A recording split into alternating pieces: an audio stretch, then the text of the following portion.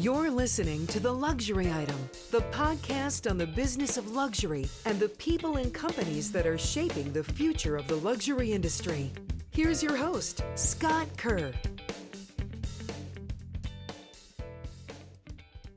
There are few names as synonymous with modern American menswear as Todd Snyder.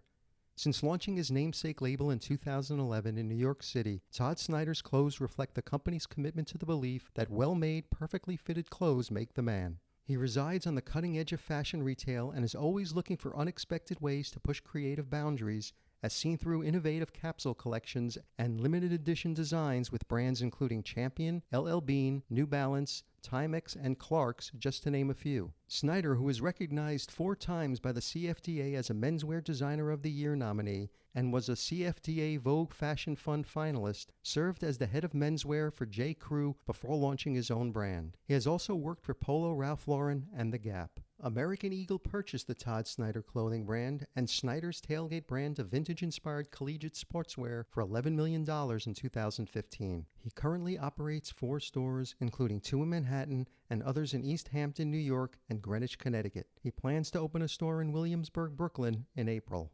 Welcome to The Luxury Item, Todd. Great to be here, Scott. Yeah, thank you for joining me. You know, you've really been on a retail rollout tear these days, so congratulations on that.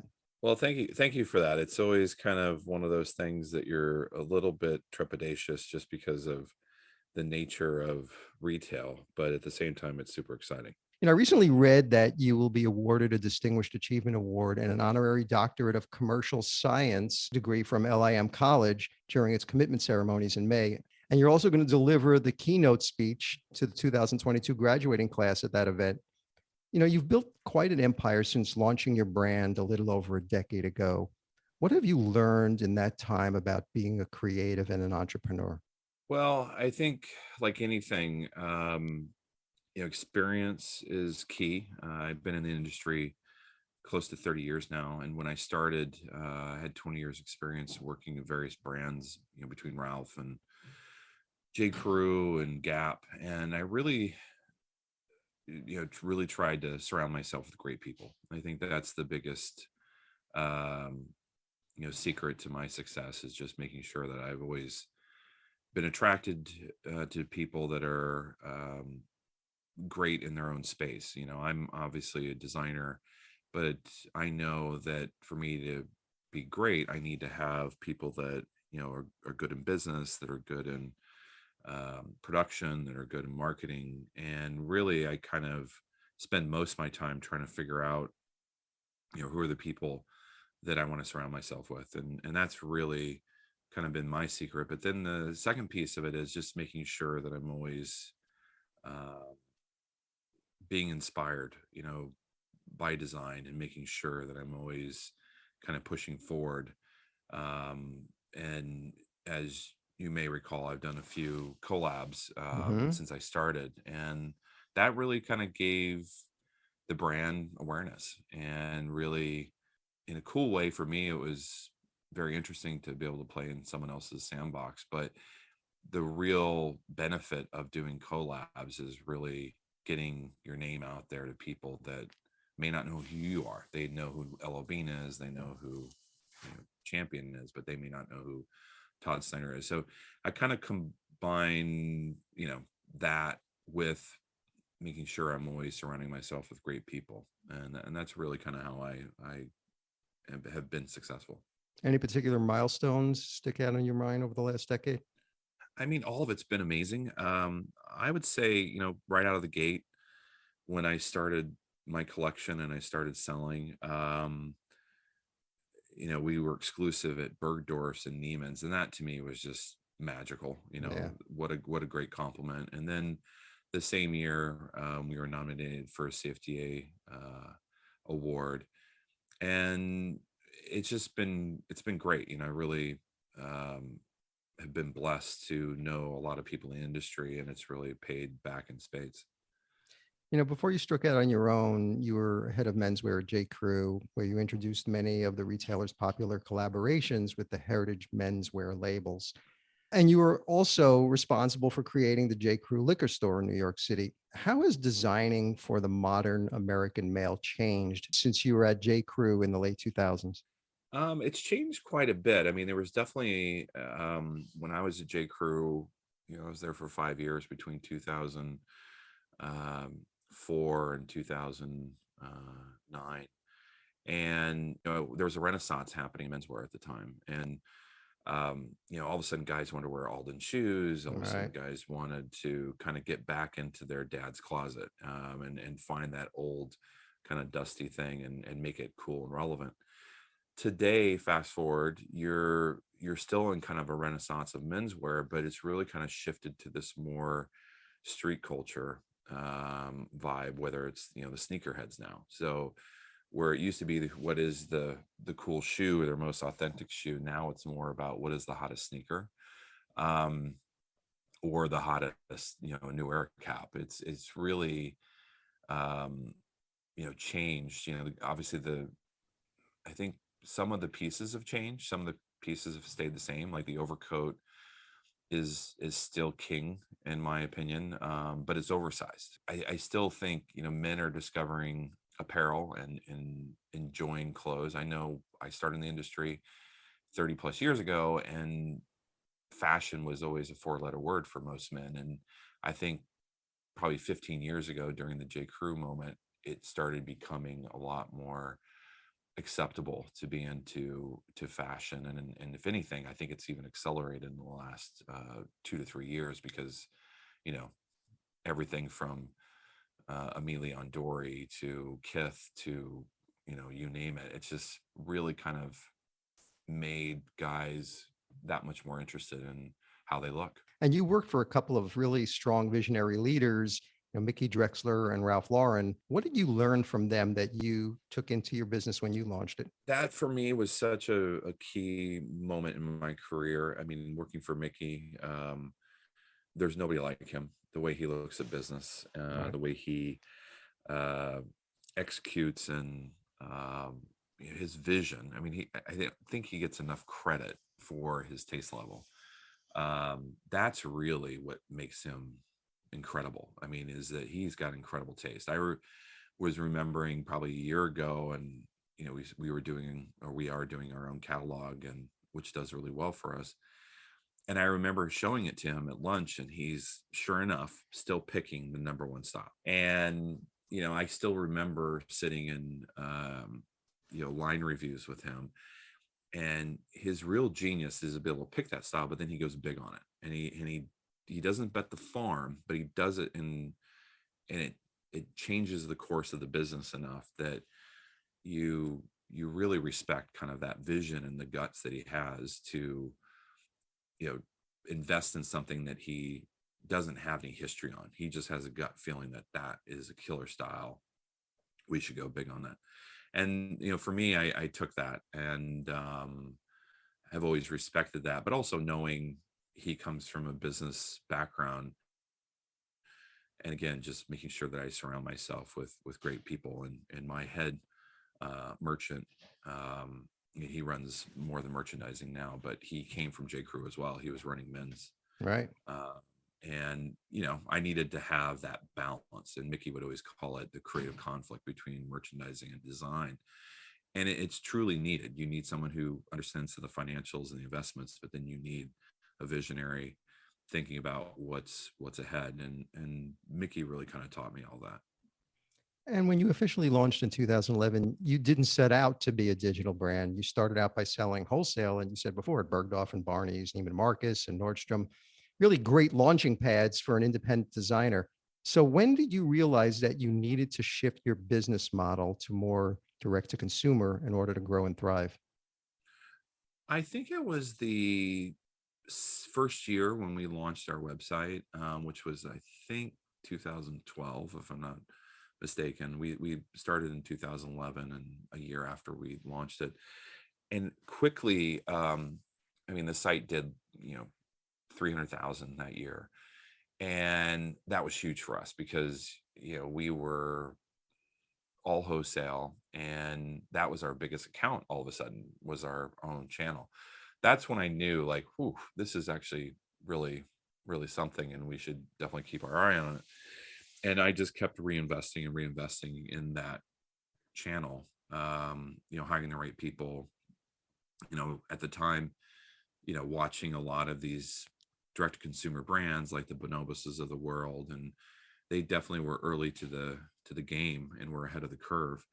And I really just became obsessed with understanding how they did what they did. You saw it with Warby Parker, you saw it with, all of these. Everlane and Dollar Yeah, Shave Club. Yeah. exactly. And, that was really interesting to me. I wanted to understand it. So I continually, I would go to seminars. I would always be reading online. I would always be asking questions of friends, and really just wanted to unlock that knowledge. And for your brand, did you see any white space that these Everlanes and Warby Parkers weren't addressing that you feel that, you could address? Yeah, I mean, I saw tons of white space. For me, I always kind of equate buying clothes, similarly to going to a great restaurant. You want to know that that chef started off at another restaurant in the kitchen, washing, cutting vegetables, being a sous chef, and working their way up. And I feel the same way about buying clothes. And I always felt, um, even though that there was a lot of these brands that were, first to the game in this new digital era in retail, I knew that they didn't have the, um, kind of the experience I had, and the ability to design great clothes. So I knew I had an advantage, and I knew that that might be a trend that everybody is jumping on. Like, oh, there's this new, someone reinvented an Oxford shirt, or someone made a new pant. It became all of a sudden where you had someone who studied business all of a sudden saying, hey, I invented a shirt Mhm. that you can untuck. That to me seemed a little bit of a gimmick. And I knew that there was opportunity, and in a brand that had staying power. Working at Ralph, I think the one thing I appreciated about being there, I was there for about a total of 3 years, but still, um, having the appreciation for design and heritage and kind of all the things that go into it.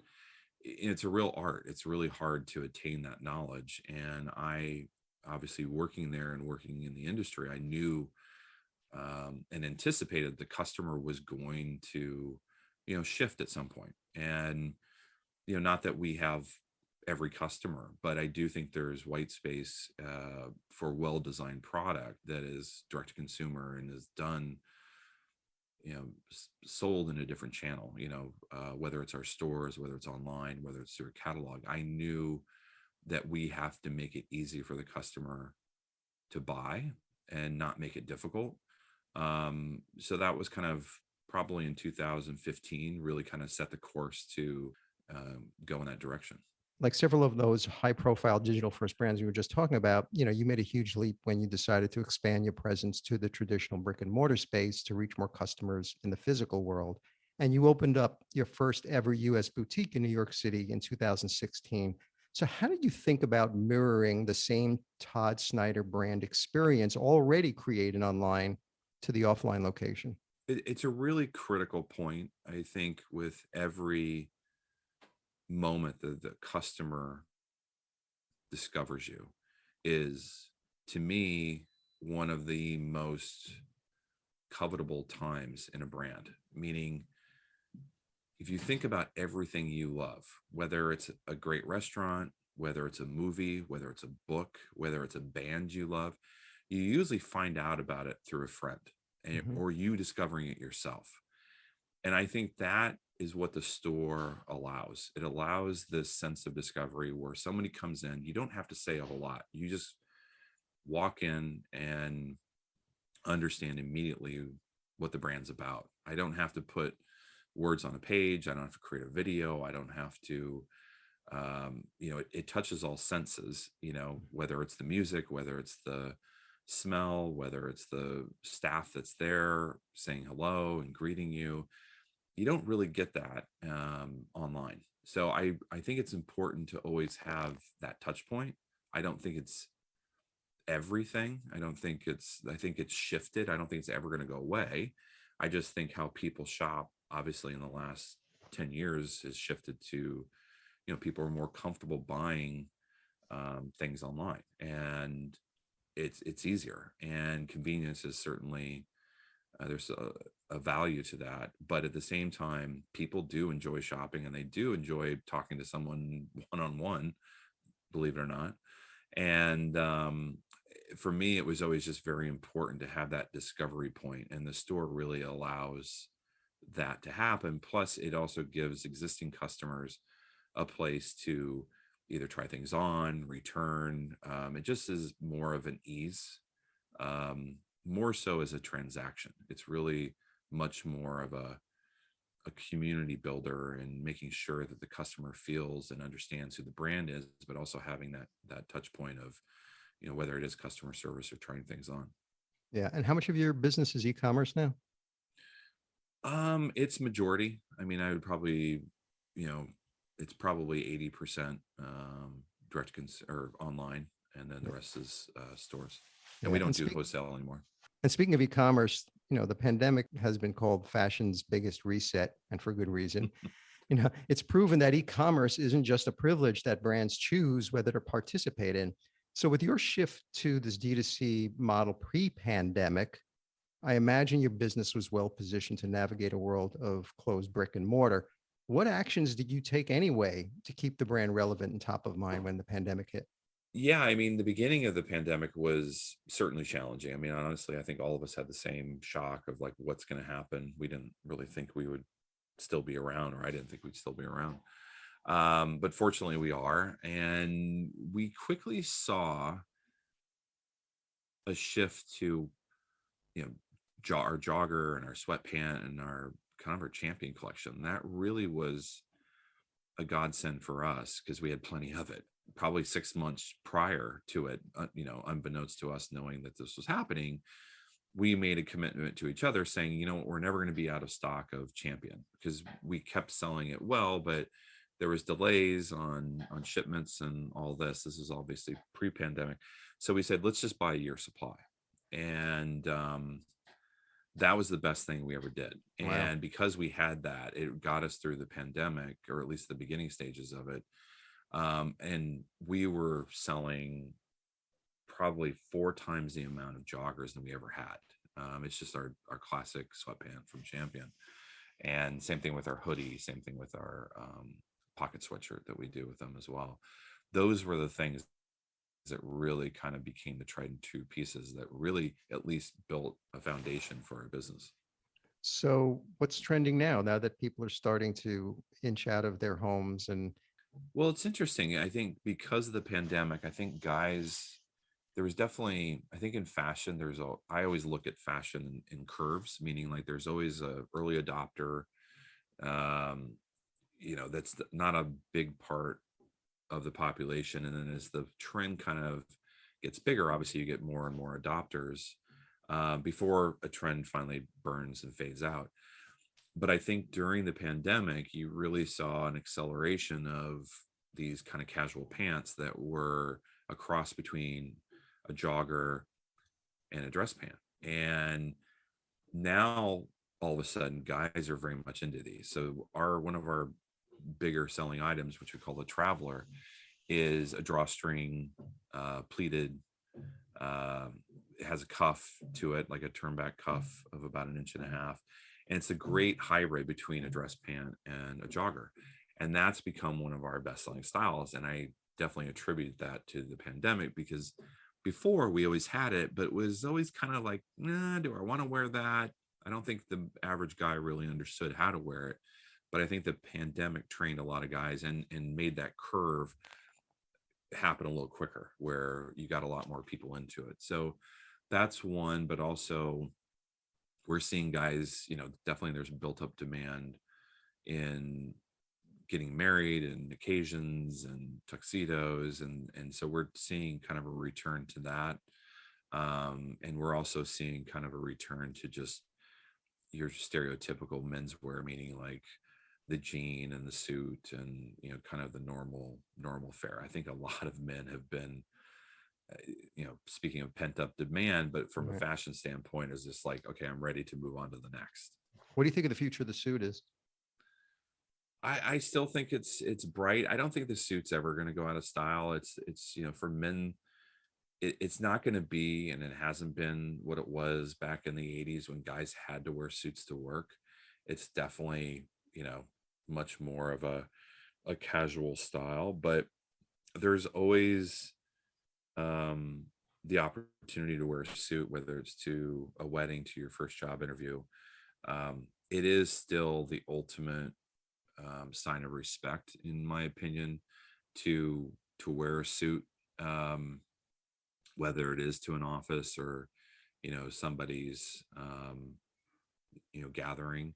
Maybe not styled the way you would stereotypically think with a tie and all that, but you're starting to see a lot of guys wearing a polo Hmm. underneath or a t-shirt. So the rules are changing. I don't think it's ever going to be out. I do see a return to it, just because I think there is a lot of people that are like, okay, enough of my sweatpants. Well, you're going to open the sixth permanent location in the retail store in Williamsburg, Brooklyn in April, right? Is that still slated for April? Yeah, yeah. Right now it is. That's the other thing the pandemic has caused, is a lot of disruption in supply chain. So that's the latest. Yeah, and this follows a store in Rockefeller Center, which I had the privilege of checking out the opening. So tell us about the new Williamsburg boutique. Yeah, so our Williamsburg, as you said, opens in April. Fingers crossed. We're, as I said before, the stores are really an important piece to kind of the whole equation of um, making sure that we have that customer service level at its peak. And we have a ton of customers in Brooklyn, and we've had a ton of customers in Brooklyn since we opened. And stereotypically, when you open up a store, you see a halo from that store happen, meaning like you have existing customers and then you acquire new customers because all of a sudden a friend says, hey, you got to check this thing out, or you got to go, a wife goes in, or a significant other goes in and discovers the place for a customer. And that's always needed. And Williamsburg has always been at the epicenter of menswear. Probably in the last 10, 15 years plus, where you have a lot of, we see it in our data, seeing where guys are buying.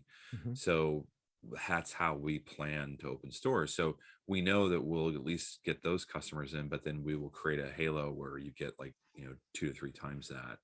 Um, and it's just a good market for us. And it's definitely something that I'm super excited by. Are you designing it to have the same sort of feel, a Brooklyn feel to it?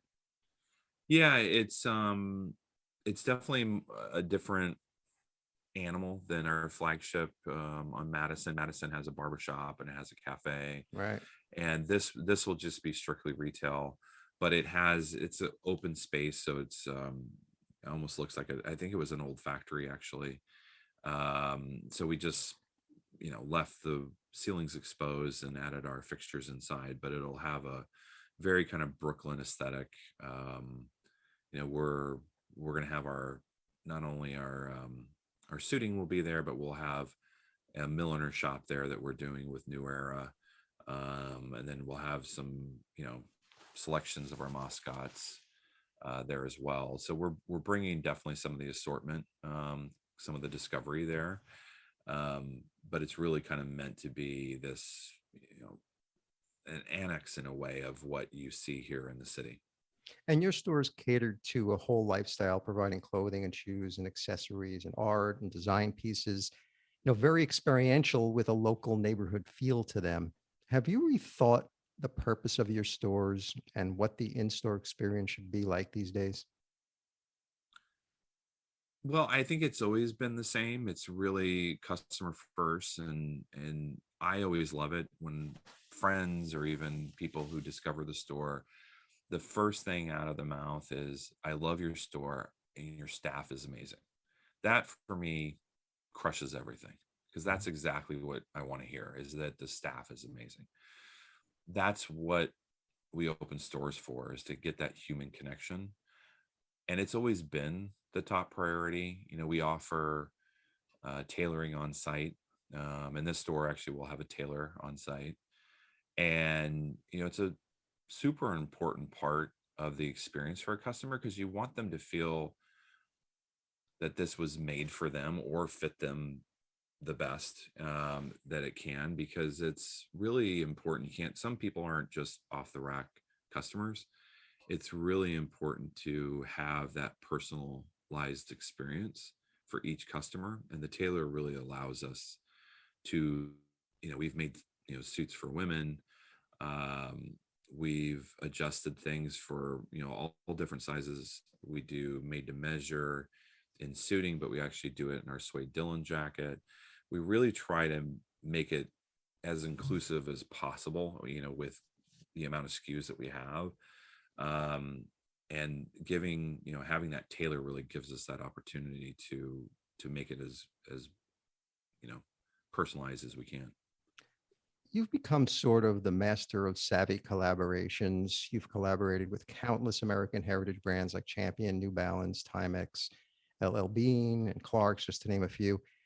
I don't know, you average like 2 to 5 collaborations per year. And what is it, about 50% of your business now? I don't know if it's quite 50%. Champion is a big piece of it.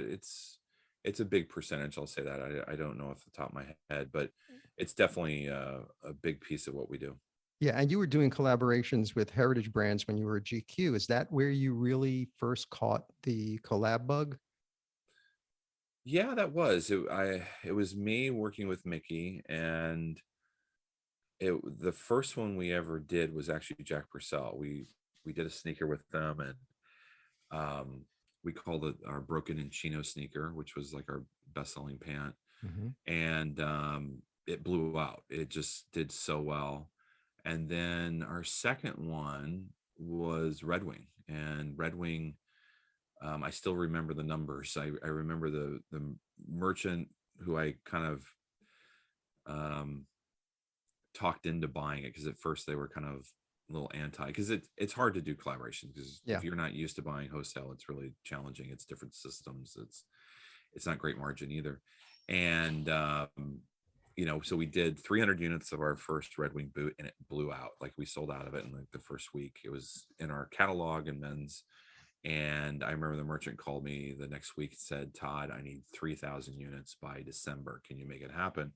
Called up the president of Red Wing and said, "What can you do?" And luckily they're, were made in the US. So they were able to move some things around, and were able to get us 3,000 pairs. So that kind of became, after that, I remember getting a call from Mickey, and he literally called me up into his office and said, "What else do you have?" And then it was off to the races. And then it was like, we put a whole list together, me and my design team and him. We kind of listed out, like, what are the brands that we want to partner with like this, and Timex was at the top of the list, and Alden, and so on and so forth. So that's really was the beginning stages of it. I had always admired collaborations, just because I used to travel a lot to Japan. And Comme des Garçons, in my opinion, invented it. I think the Japanese really kind of perfected it. And I always liked that idea of working creatively with another creative company to make something new. These days, with the mashup of brands, one brand usually brings the social and cultural capital to the other brand. What social and cultural capital does Todd Snyder bring to the brands that you mash up with? Well, I think the social piece of it, I would say today is obviously different than it was 8 years ago. It took me a lot to talk people into doing this 8 years ago. I think the biggest thing is really the audience changes. And I use this kind of sales pitch when I talk to brands, is it's really hard to talk about yourself. Meaning, if you're an LL Bean, who's going to listen to LL Bean and say, "We're cool, we're relevant, we're, come buy us." Right. That doesn't happen. It's really hard to talk about yourself that way. It's much easier for someone from the outside to tell that story and to make something relevant. And, almost like, a curator at a museum. A lot of the stuff is known, it's there. It's really the curator's job to pluck out interesting things that may have been overlooked in the past or a different museum didn't talk about. Really, my job is that of a curator, of going into their archives and finding things that I think are interesting and are relevant for today's customer, and they're going to make the hype beasts of the world interested. That's really the collateral I bring. We have a fairly big following online. We have a fairly big following on Instagram, and our channel, we ship out probably close to 500,000 catalogs per drop. We reach a lot of people. You think about the old days of GQ, as you said. Yeah. They were 1.5 million back in its height. We're sending out 500,000 to a very targeted audience that really appreciates what we're doing. So we're able to activate customers quickly. Plus then our surrounding, whether it is the hype beast or what have you, even the GQs and the Esquires today, really help amplify what we're talking about. But it's really, kind of that is kind of our collateral that we bring to the table, is being able to tell the story and really do something interesting that the customer is going to engage with. Do you think the compressed trend cycles and the need to constantly be in someone's social media feed influence the number of collaborations you do? Yeah, probably. I don't think any of us ever want to admit to that, but I do think there's a lot of appetite out there for new, and whatever is the hottest thing. StockX has been a really good vehicle, I think, for everybody, that acts as a little bit of a barometer, but it also is a great way to resell. I mean, this whole resale market, I think, has done more to really kind of collapse things, because you see kind of these spikes in sales that you end up selling a lot, but they end up going to a secondary market. It's a really interesting way to think about trends and seeing things come and go. I don't think they go as fast. They definitely sell faster, but I think you see continuation of sales that goes to a second or third market. And these days, the question that is currently keeping luxury execs up at night is who they should collaborate with next. The purpose of collaborations has become a fundamental part in the marketing strategies of brands. Anyone without them is already behind. With everyone doing collabs, will consumers sort of become collabed out? I don't think so. I mean, I think that's the trick. I mean, if you're just doing a collab to do a collab, then you've already failed. If you're doing something that creates interest, that's the goal of it, is to create product that, I've been in the industry 30 years. I don't think I'll ever, create a sneaker line. I'm never going to create a work boot. I'd much rather work with a brand that has that heritage, that has that authenticity. And that's the big reason why I work with brands like L01, like Champion. Champion invented the sweatshirt. Timex invented the wristwatch. That's a great story in itself, that a lot of brands would give the right arm to have that much heritage. And that's exciting for me. So as long as the product that you're producing is relevant and interesting, I think collaborations will always continue. I think some brands just doing a collaboration that have, at the end of the day, if customer doesn't like it, then it's a fail. People want new, they want interesting, and sometimes it's better to do it together with some, two people that are two brands that are different. And I think there's always going to be interesting mashups. I know when we did the L01, I still get so many people that are just blown away that the fact that we were able to do that. And I didn't know at the time that we were the only people they've ever worked with in their entire history. I had no clue. So that was kind of exciting. But yeah, those are the things. And there's a lot of brands out there I still would love to work with. And we just take them, month by month. And sometimes they happen all at once. And sometimes, we go on a dry spell. It's really, if it makes sense to me as a brand, L Bean certainly was that, because we hadn't told that outdoors story. And, LO Bean just is, such an amazing brand, but it has so much heritage that it was a great opportunity for me to tell a different chapter. Obviously I've done Champion, which is more sport and more kind of athletic department inspired. I'm not going to then go do something with Russell, for example. That to Right. me, that story's been told, but there's plenty of other stories and different brands that I'd still like to work with. American Eagle acquired Todd Snyder in 2015. How has that deal helped position and grow the Todd Snyder brand so far? It's been huge. I owe so much of my success to their belief in what we've been able to accomplish. I didn't realize how expensive it was going to be to start my own collection. And I remember when I left J. Crew, Mickey was like, "You're nuts. Why are you leaving?" And he said it to me. He's like, "You're going to have to write big checks." And I was like, I'll be fine. And I thought I was off to the races. I'm like, I'm at Bergdorf's, and I got into Barney's, and I got into Nordstrom. And I thought, wow, this is great. But then I started seeing, having the capital, to be able, even though you have orders, to be able to go to factories and say, hey, produce this, your kind of good guy credit only takes you so far. And you need credit to be able to place bigger orders. So the bigger we got, the more challenging it became to scale. And certainly with retail stores, it's really cash intensive, and that I couldn't have done without American Eagle. I mean, just their credit alone, we don't have to put any guarantees down.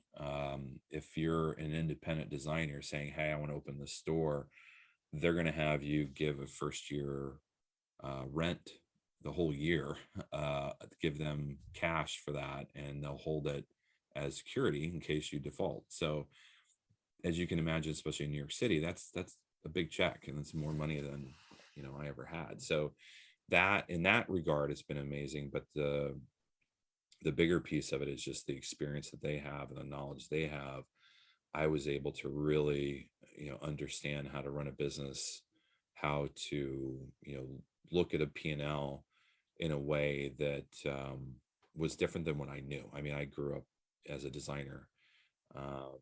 So I owe a lot to them, not only just for the financial backing, but also the knowledge gained, and also the expertise that they have in logistics, and trying to get all your product on containers and get it here to the United States, and not lose your butt at doing it too. So that for me has been a huge great learnings, but also great opportunity for me to have them at my back.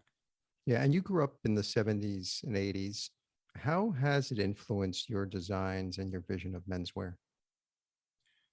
It's huge. I mean, when I worked at Ralph, before I worked at Ralph, I looked at menswear very differently. It was very much trying to reinvent the wheel, to a degree. Like, you come out of design school and you think, oh gosh, I have to create something new and original and fresh. And that's certainly the case every season. But when I worked at Ralph, that's when all of a sudden I realized, oh my gosh, there's this, everything always went back to some piece in history, whether it was the 50s or the 70s or the 80s. There's always, no matter what. I mean, if you look at menswear today, if you even look at women's wear today, you can always point to, and you always hear people talking about, oh, that's the 80s, the 80s is in, or, oh, that's the 90s, or that's the, The you 90s always seems see to be in these days. the 90s are in these days.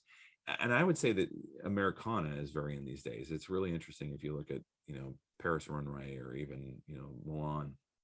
There's so much reference on American style. And I think Demna did a great job when he kind of had a fresh take on fashion, but a lot of what he was referencing were, classic. It was almost like he went through an old vintage shop and kind of reintroduced all these great, American styles, the oversized, sweatshirt to the the bleached out denim, the acid wash denim. He really reintroduced things in a neat way, and you see his influence continuing.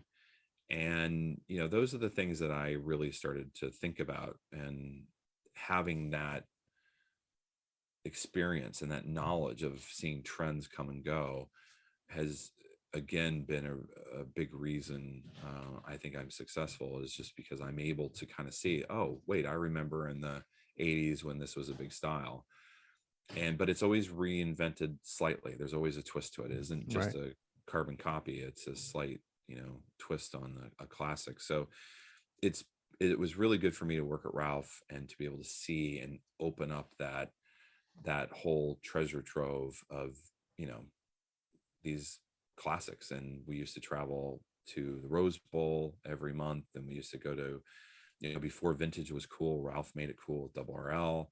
He used to have, or still does, has a warehouse full of vintage apparel that they use for references, whether it's an old leather jacket, an old military pant, what have you. I think there's always something to be discovered, and every time I go to a vintage store, I'm still, when I think I see everything, there's, oh my gosh, this is such a great piece, so we have to reinterpret it. And your brand caters to what you call the modern gentleman. What is the modern gentleman these days?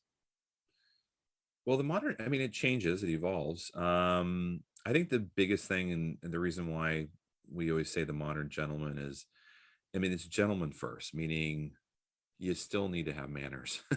Mm-hmm. I think it's really important. My dad always taught me, to open doors, and, even in New York City, I still do. Even though you probably let in like 30 people by the time you actually get in the door.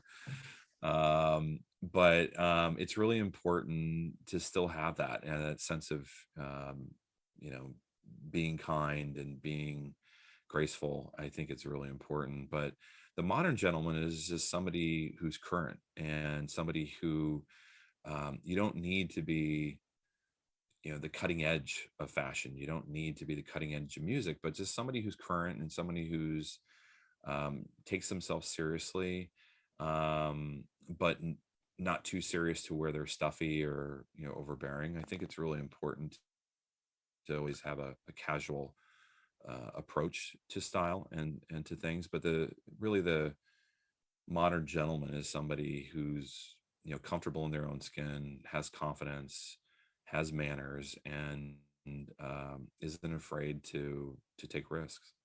So my final question, Todd, is the luxury item question, which I ask all my guests, and I've been very excited to ask you this particular question. If you were stranded on a deserted island and you can only have one luxury item with you, what luxury item would that be? It can't be any form of air transportation, water transportation, or anything that requires mobile service. It's just you, a lot of sand, a few palm trees, surrounded completely by miles and miles of ocean. What would that one luxury item you would like to have with you? That's a tough question. Geez. Aside from my family, if it was just me, I would probably say, a very large bottle of Claza Azul Reposado tequila. Sipping That it, I would hope. Sipping it, yes. I would have to last me a long time. I don't. You didn't give a time frame on it, so No time frame. I'm assuming it's hopefully for a short period of time. But if I had one thing, it would probably be that. I always like myself a Claza Azul. It's I discovered it, probably a friend of mine introduced me to it probably 5 years ago, and I've been obsessed with it ever since. Fashion designer and entrepreneur Todd Snyder, thank you so much for joining me on the luxury item. Yeah, thank you. I appreciate it, Scott.